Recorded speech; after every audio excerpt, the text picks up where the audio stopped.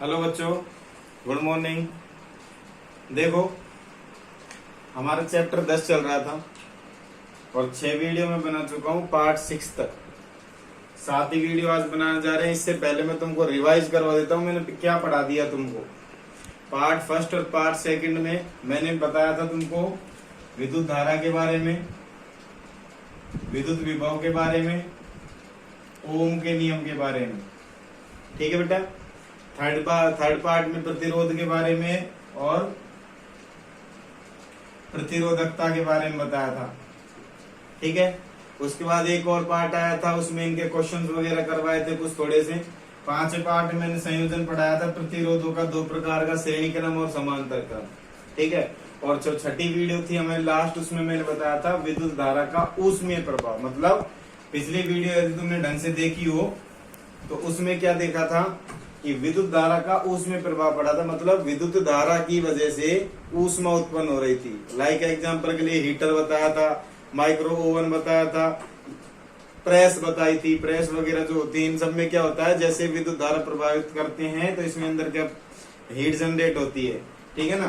तो विद्युत धारा की वजह से उसमें क्या उत्पन्न हो रही थी, ऊष्मा। आज हम पढ़ेंगे विद्युत धारा का चुंबकीय प्रभाव। मतलब विद्युत धारा की वजह से चुंबकीय प्रभाव किस प्रकार से जनरेट होता है, ये पढ़ेंगे। ठीक है बेटा।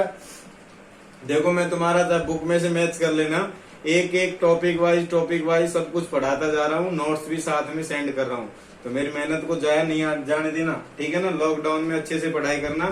तुम्हारी क्लास में पढ़ाते हैं सेम वैसे की वैसे पढ़ा रहा हूँ, नोट्स भी दे रहा हूँ, साथ में वीडियो पढ़ा रहा हूँ। ठीक है बेटा। तो आगे चलते हैं आज हमारे टॉपिक पे, विद्युत धारा का चुंबकीय प्रभाव। देखो, एक वैज्ञानिक था सन 1820 में, एक वैज्ञानिक था जिसका नाम था ओरेस्टेड। क्या था बेटा, ओरेस्टेड। उसने एक परिपथ बनाया था ऐसे, एक तो बैटरी जोड़ दी, एक उसमें कुंजी जोड़ दी, एक उसमें धारा नियंत्रक जोड़ दिया। ठीक है। यहां इसमें एक चुंबक जोड़ दी। ठीक है। ये है छड़ चुंबक। और यहां पर उसने एक चुंबकीय सुई लगा दी ऐसे। चुंबकीय सुई का मतलब समझते हो, जो तुमने वो जो मैं बता रहा था ना, जैसे जो हमारे उसके क्या बोलते हैं स्टार्टर होते हैं, उसके अंदर जो मीटर लगे होते हैं, मीटर वोल्ट मीटर, उसके अंदर सुई होती है ना ऐसे। तुम्हारी बाइक में भी होती है ना सुई, जो रेस बढ़ाते हैं तो बढ़ती है, रेस घटा देते हैं घट जाती है। ऐसे पेट्रोल की फ्यूल की होती है, उसको बढ़ाते हैं तो वो घट जाती है बढ़ जाती है, ऐसी सुई होती है। इसी तरह एक चुंबकीय सुई होती है। ठीक है ना। तो इसने क्या किया,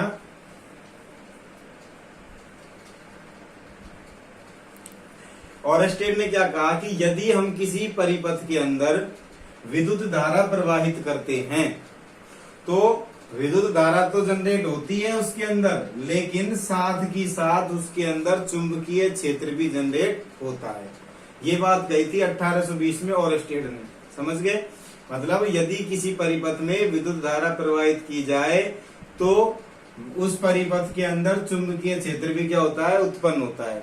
ये बात कही थी ओरेस्टेड ने। ठीक है ना।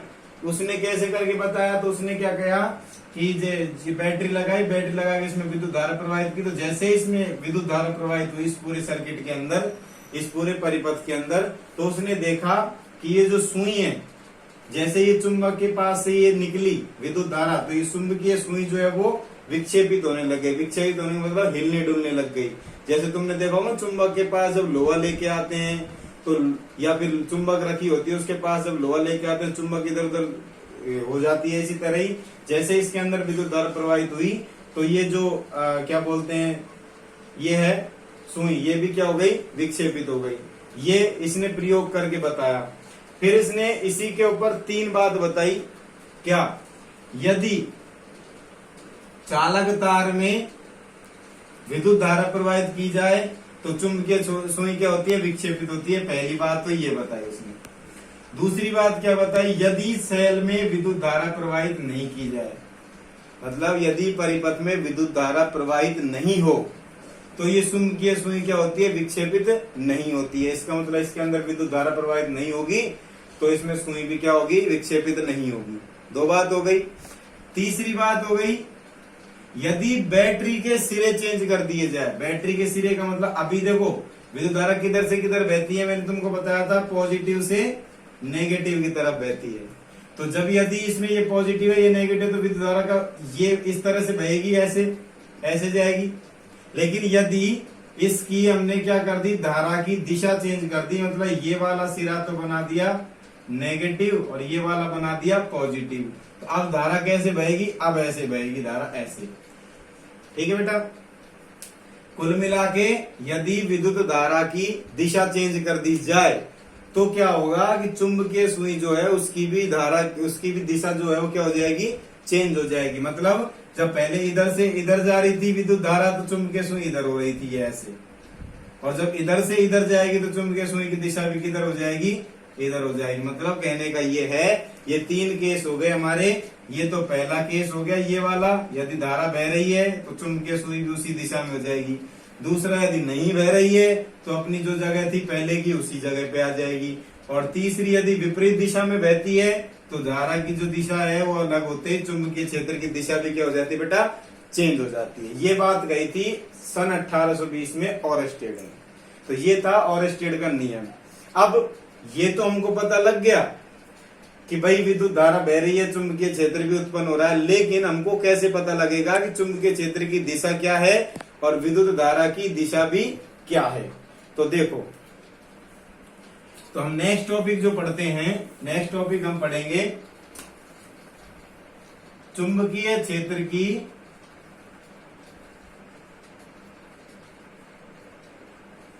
दिशा ज्ञात करना।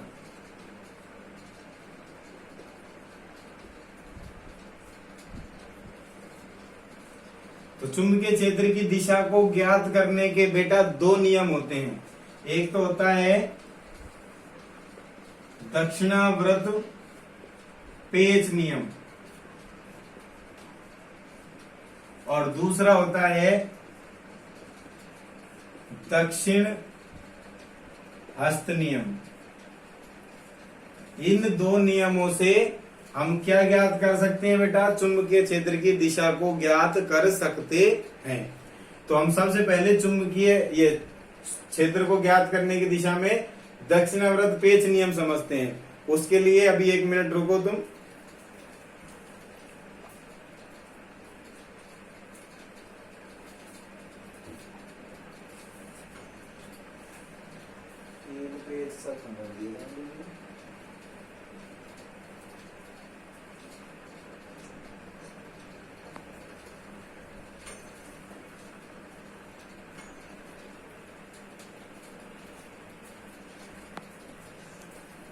देखो,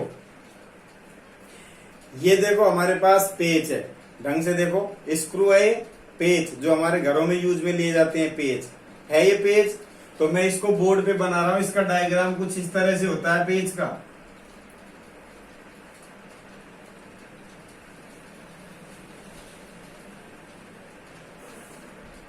और ये इसकी हो गई थ्रेड, चूड़ियां, कुछ इस तरह का ही होता है बेटा पेच हमारा। तो देखो ये क्या होती है, इसकी नोक, ठीक है। अब देखो, अब इधर देखना गौर से, ये पेच है, यदि मैं इसको इस तरह से घुमाऊं, देखो इस तरह से, मतलब इधर ऐसे, मतलब एंटी क्लॉकवाइज कहने का मतलब, तो क्या होगा, ये पेच ऊपर जाएगा। मतलब मैं इसको एंटी क्लॉकवाइज घुमाऊंगा, ये तो हो गई घुमाने की दिशा। तो ये किधर की साइड जाएगा बेटा, ऊपर की साइड जाएगा ऐसे। यदि मैं इसको एंटी क्लॉकवाइज घुमाता हूं इस तरह से, ठीक है। और यदि मैं इसको इस तरह से घुमाता हूं, मतलब क्लॉकवाइज डायरेक्शन में घुमाता हूं, तो ये किधर जाता है बेटा, नीचे की साइड आता है ऐसे वापस। मतलब इसको ऐसे घुमाऊंगा तो ये ऊपर जाएगा, इसको वापस उल्टा घुमाऊंगा तो ये नीचे आएगा, ठीक है। ये देखो ये पेज, तो देखो, तो ये नियम क्या कहता है कि यदि हम किसी पेज को इस प्रकार से घुमाएं कि उसके जो घुमाने की दिशा है वो तो किसको व्यक्त करे, चुंबकीय क्षेत्र की दिशा को, और उसकी जो नोक है जिधर जाती है, यदि ऊपर की साइड जा रही है तो मतलब विद्युत क्षेत्र किधर होगा, ऊपर होगा। यदि नीचे आ रही है तो विद्युत क्षेत्र किधर होगा, नीचे होगा। दोबारा से समझ लो, पेज को घुमा रहे हैं ऐसे, तो ये घुमाने की जो दिशा है ऐसे, ये तो दर्शाएगी किसको, चुंबकीय क्षेत्र की दिशा को। और नोक ऊपर जा रही है या नीचे आ रही है, तो ऊपर जा रही है, मतलब ऐसे घुमा रहे हैं तो ऊपर जाएगी तो ऊपर होगी विद्युत धारा, और नीचे होगा ऐसे घूमेगा क्या, चुंबकीय क्षेत्र उसके चारों तरफ। समझ में आया? देखो कैसे, ये है तार, इसके चार तरफ ऐसे तो चुंबकीय क्षेत्र घूमेगा चार तरफ, और विद्युत धारा किधर जाएगी, नीचे से ऊपर की ओर। यदि इसको नीचे की साइड लेके आएंगे तो ऐसे घुमाना पड़ेगा नीचे की साइड। ठीक है, ये पहला नियम है इसका। दूसरा नियम क्या था, तो दक्षिणावर्त पेच नियम में क्या लिखेंगे, ये यदि किसी पेच को इस प्रकार से पकड़े तो उसकी घुमाने की जो दिशा है वो तो किसको व्यक्त करती है, चुंबकीय क्षेत्र की दिशा को, और नोक की दिशा किसको दर्शाती है, विद्युत क्षेत्र की दिशा को। समझ में आया? दूसरा नियम, यदि मैं दूसरे नियम की बात करूं तो दूसरा नियम होता है हमारा दक्षिण हस्त नियम। दक्षिण हस्त नियम का मतलब होता है हमारा जो दाहिना हाथ होता है उसको हम बोलते हैं दक्षिण हस्त। ठीक है, दक्षिण हस्त मतलब दाहिना हाथ। तो दाहिना हाथ मेरा ये है, तो इस नियम के अनुसार क्या है, यदि किसी चालक तार को इस प्रकार पकड़े हम दाहिने हाथ से, किससे, दाहिने हाथ से, यदि किसी चालक तार को दाहिने हाथ से इस प्रकार पकड़े कि अंगूठा जो है वो तो किसकी दिशा में रहे, विद्युत क्षेत्र की दिशा में, और उंगलियां जिधर घूमेंगी मेरी वो किसको दर्शाएगा, चुंबकीय क्षेत्र की दिशा को। और देखो विद्युत धारा की दिशा का तो हमको पता होता है किधर जा रही है किधर नहीं जा रही है। जैसे एग्जांपल के लिए ये हमारा कोई बोर्ड है, सर्किट है, यहाँ से कोई वायर ऊपर की साइड जा रहा है, इधर जा रहा है, और यहाँ पर हमारा फैन लग रहा हुआ है ये, तो यहाँ पर जो फैन लगेगा तो विद्युत धारा किधर जाएगी, हमको पता है इधर है इसकी दिशा, यहाँ से इधर है इसकी दिशा, तो विद्युत धारा की दिशा का तो हमको पता होता है, लेकिन चुंबकीय क्षेत्र हमको दिखाई नहीं देता है कि किधर है किधर नहीं है। तो उसको ज्ञात करने के लिए दो नियम बनाए हैं। ठीक है, तो इस नियम के अनुसार क्या है कि दाहिने हाथ से किसी तार को इस प्रकार से हम पकड़ेंगे कि अंगूठा जो है हमारा वो तो किसकी दिशा में रहे, विद्युत धारा की दिशा में रहे, तो उंगलियां जिधर घूमेंगी उधर हमारा क्या होगा, चुंबकीय क्षेत्र होगा। तो देखो कैसे, लाइक एग्जाम्पल के लिए कोई चालक तार है, क्या है बेटा, चालक तार, जिसमें से विद्युत धारा प्रवाहित हो रही है। तो विद्युत धारा इस प्रकार से प्रवाहित हो रही है ऊपर की साइड, ये हो गई विद्युत धारा। तो इस नियम के अनुसार क्या है कि अंगूठे को इस प्रकार से रखना है, किसमें, दाहिने हाथ के अंगूठे को इस प्रकार रखना है इसमें कि अंगूठा तो विद्युत धारा की दिशा में होना चाहिए और चुंबकीय क्षेत्र उंगलियों की दिशा में होगा। देखो ये मेरा दाहिना हाथ है, ये वायर है, तो विद्युत धारा किधर ऊपर की साइड है, तो मैंने अंगूठा रख दिया विद्युत धारा की दिशा में, ऊपर रख दिया। अब ये देखो उंगलियां किधर घूमेंगी, पीछे की साइड तो घूमेंगी नहीं, ऐसे ही तो घूमेंगी, इधर इधर घूमेंगी ना, तो मतलब क्या हुआ, ऐसे ऐसे ही तो घूमेंगी, तो इस तरह से क्या हो गया, इसका चुंबकीय क्षेत्र हो गया। समझ में आई? अब मान लो मैंने ऐसे कर दिया तार और विद्युत धारा ऐसे बह रही है, तो अंगूठा कोई इधर रखना है, तो मैंने रख दिया ऐसे अंगूठा, इसकी दिशा में ही है ना। अब उंगलियां किधर घूमेगी, अंदर की साइड घूमेगी ना, मतलब इधर ऐसे, ये क्या होगी, चुंबकीय क्षेत्र की दिशा होगी। समझ में आई? तो दक्षिण हस्त नियम के अनुसार क्या है कि किसी चालक तार को अपने दाहिने हाथ से इस प्रकार से पकड़े कि अंगूठा विद्युत धारा की दिशा को व्यक्त करे तथा उंगलियों के घूमने की दिशा चुंबकीय क्षेत्र को व्यक्त करती है। समझ में आई? तो ये दो नियम थे हमारे चुंबकीय क्षेत्र की दिशा को ज्ञात करने के। दक्षिण हस्त नियम था एक, और एक दक्षिणावर्त पेच नियम था, जिसमें मैंने पेच से समझाया था, और ये दक्षिण हस्त नियम मतलब दाहिने हाथ से समझाया था। ठीक है, तो ये विद्युत धारा का चुंबकीय प्रभाव का टॉपिक अभी खत्म नहीं हुआ है, इसमें हमने केवल विद्युत धारा की दिशा ज्ञात की है। अब हम थोड़ा सा इसके बारे में पढ़ेंगे कि चुंबकीय क्षेत्र क्या होता है, चुंबकीय क्षेत्र की दिशा क्या होती है। ठीक है ना, तो वो अभी पढ़ेंगे। देखो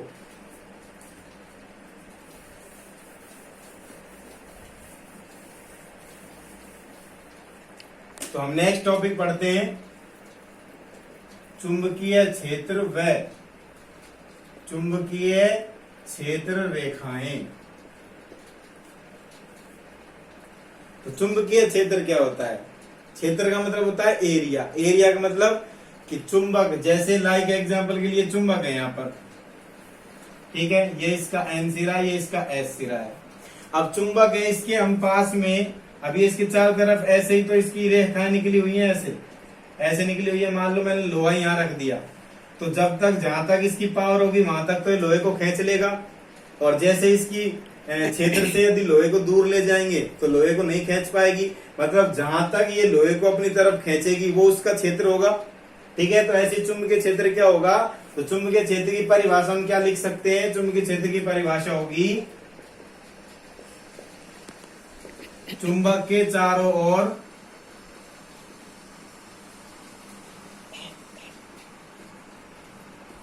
वह क्षेत्र जहां तक चुंबक के गुणों को महसूस किया जा सके उसे चुंबकीय क्षेत्र कहते हैं, ठीक है। तो चुंबक के चारों ओर वह क्षेत्र, ठीक है। तो चुंबकीय क्षेत्र की परिभाषा क्या होगी? चुंबक के चारों ओर वह क्षेत्र जहां तक चुंबक के गुणों को महसूस किया जा सके उसे कहते हैं हम चुंबकीय क्षेत्र। उसके बाद होती है चुंबकीय क्षेत्र रेखाएं। चुंबकीय क्षेत्र रेखाएं क्या होती हैं? कि चुंबकीय क्षेत्र, परिभाषा लिख देता हूं पहले। चुंबकीय क्षेत्र को व्यक्त करने के लिए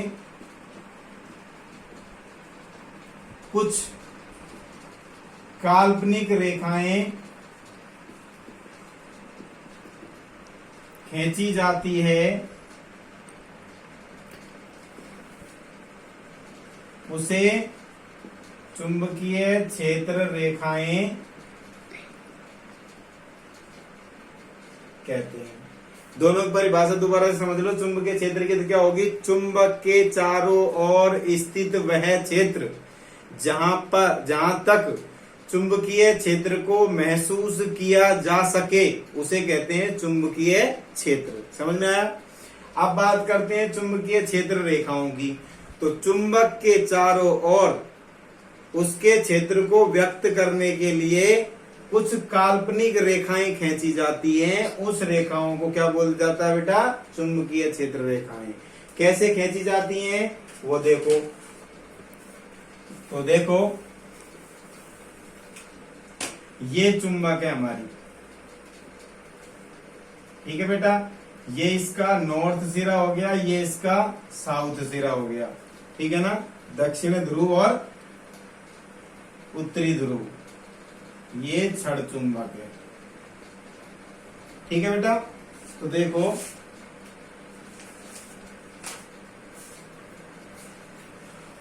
तो चुंबकीय रेखाओं से हमेशा ध्यान रखना, नॉर्थ सिरे से निकलती हैं रेखाएं और साउथ की तरफ जाती हैं ऐसे, मतलब उत्तरी ध्रुव से दक्षिणी ध्रुव की तरफ ऐसे, इस तरह से।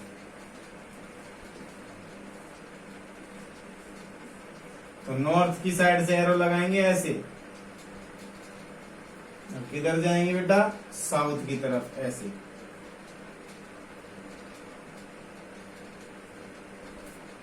ठीक है, ये क्या होंगी? चुंबक, और ये क्या होगी? चुंबकीय क्षेत्र रेखाएं हो गई, ठीक है ना। तो चुंबकीय क्षेत्र रेखाएं नॉर्थ सिरे से हमेशा साउथ सिरे की तरफ निकलती है, मतलब उत्तरी ध्रुव से, ये उत्तरी और ये दक्षिणी ध्रुव हो गया, ठीक है। ये हो गई चुंबकीय क्षेत्र की बात और चुंबकीय क्षेत्र रेखाओं की बात। अब चुंबक के कुछ गुण होते हैं, वो भी बता देता हूं एक एक करके। पहली बात तो ये अभी तुमको पता लग गया कि चुंबक के जो रेखाएं होती हैं उत्तरी ध्रुव से निकलकर दक्षिण ध्रुव की तरफ जाती हैं, पहली बात।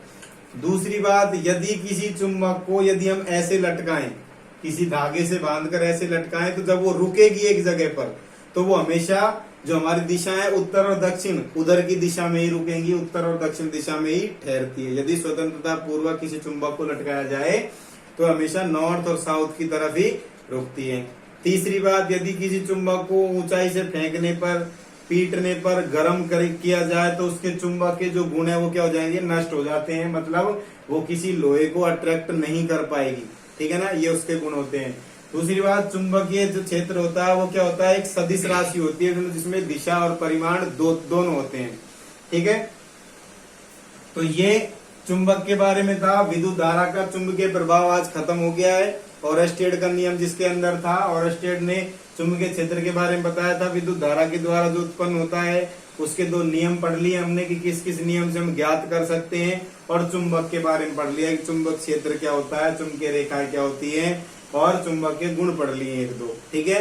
कल नेक्स्ट और लास्ट पार्ट होगा हमारे इस पार्ट का, चैप्टर का, और पार्ट 8 होगा, उसके बारे में पढ़ेंगे हम, ठीक है। उसके बाद हमारा चैप्टर क्या हो जाएगा, खत्म हो जाएगा, ठीक है। उसके बाद आगे पढ़ेंगे हम बाद में, ठीक है।